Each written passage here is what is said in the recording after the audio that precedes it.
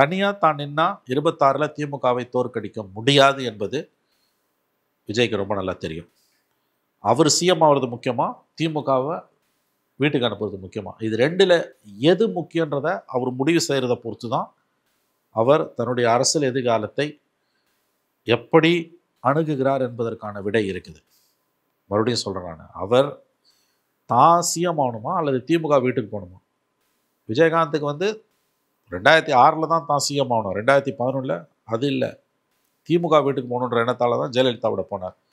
அந்த மாதிரி விஜய் தான் சிஎம் ஆகணுமா அல்லது திமுக வீட்டுக்கு போகணுமா அப்படின்றதுல, திமுக வீட்டுக்கு போகணுமான்னா ஸ்டாலின் மட்டும் இல்லை, உதயநிதியும் சிஎம் ஆகாமல் தடுக்கப்பட வேண்டுமா, தான் சிஎம் ஆகணுமா அல்லது உதயநிதி சிஎம் ஆகாமல் தடுக்கப்பட வேண்டுமா, இது ரெண்டில் எதை அவர் சூஸ் பண்ணுறாருன்றதை பொறுத்து தான் தன்னுடைய அரசியல் எதிர்காலத்தை அவர் எப்படி அணுகிறார் என்பது புரியும். அவர் ஒன்றும் விவரம் அறியாதவர் அல்ல. தெரியும், அவருக்கும் தெரியும். இவ்வளோ தூரம் பணம் வச்சுருக்கவனுக்கு எல்லா விஷயமும் தெரியும். இன்றைக்கி ஒரு மினிமம் ஒரு சில 1000 கோடிகளையாவது வைத்திருப்பார். அப்போ இந்த டைனமிக்ஸ் ஒன்றும் அவருக்கு தெரியாமலாம் இருக்காது.